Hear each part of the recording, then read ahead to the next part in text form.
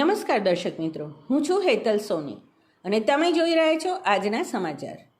અમે વિસનગરી ટ્રસ્ટ અમદાવાદ દ્વારા શહેરના લો ગાર્ડન ખાતેના ગજ્જર હોલમાં શામે ગઝલ કાર્યક્રમનું ભવ્ય આયોજન કરવામાં આવ્યું હતું, જેમાં સૌપ્રથમ ટ્રસ્ટના પ્રમુખ શ્રી બળદેવભાઈ પટેલ, ટ્રસ્ટીશ્રીઓ તથા સમગ્ર કારોબારી સભ્યો દ્વારા વાર્ષિક સામાન્ય સભા યોજાઈ હતી, જેનું સફળ સંચાલન શ્રીમતી હેતલ સોની દ્વારા કરવામાં આવ્યું હતું.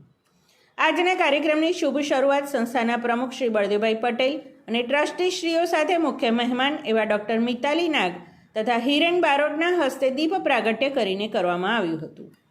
મંત્રી શ્રી રાજેશભાઈ પંડિતે અમે વિસનગરી ટ્રસ્ટ દ્વારા છેલ્લા 9 વર્ષથી સતત ચાલી રહેલી વિવિધ સેવાકીય પ્રવૃત્તિઓની માહિતી અને સંસ્થાની શરૂઆત કેવી રીતે થઈ હતી તેની ગાથા રજૂ કરી હતી.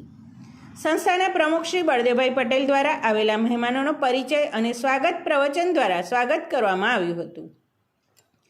જ્યારે આજના કાર્યક્રમમાં ઉપસ્થિત રહેલા ટ્રસ્ટી શ્રી જગદીશભાઈ પટેલ અને શ્રી ભરતભાઈ શાહ કે જેઓ આ સંસ્થાને ઊભી કરવા માટે પાયાનો આધાર સ્તંભ કહી શકાય, તેમણે વયમર્યાદા અને નાદુરસ્ત તબિયતને કારણે સેવા નિવૃત્ત થતાં આજે પ્રમુખ, મંત્રી તથા કારોબારી સભ્યો દ્વારા શાલ ઓઢાડીને સંસ્થાની યાદગીરી રૂપે આકર્ષક શિલ્ડ આપીને સન્માનિત કરવામાં આવ્યા હતા.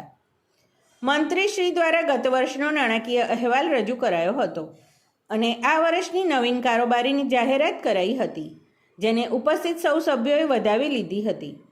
જ્યારે આજના કાર્યક્રમ શામે ગઝલના શુભારંભના મશહૂર વર્સેટાઇલ સિંગર ડૉક્ટર મિતાલી નાગ અને ગઝલ સમ્રાટ હિરેન બારોટ અને તેમના સાજિંદા સહાયકો દ્વારા ગઝલોની રમઝટ બોલાવી હતી.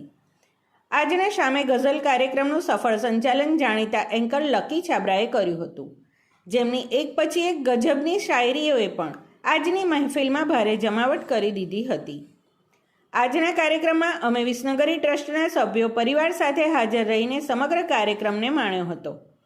આ ટ્રસ્ટ દ્વારા ગીત, સંગીત અને કરાઓકેના કાર્યક્રમ તો થાય જ છે, પરંતુ શામે ગઝલ કાર્યક્રમ પહેલી વખત જ યોજાયો હતો, જેના કારણે આમંત્રિત મહેમાનો અને ઉપસ્થિત સૌ સંગીત પ્રેમીઓએ ખૂબ જ આનંદ ઉઠાવ્યો હતો.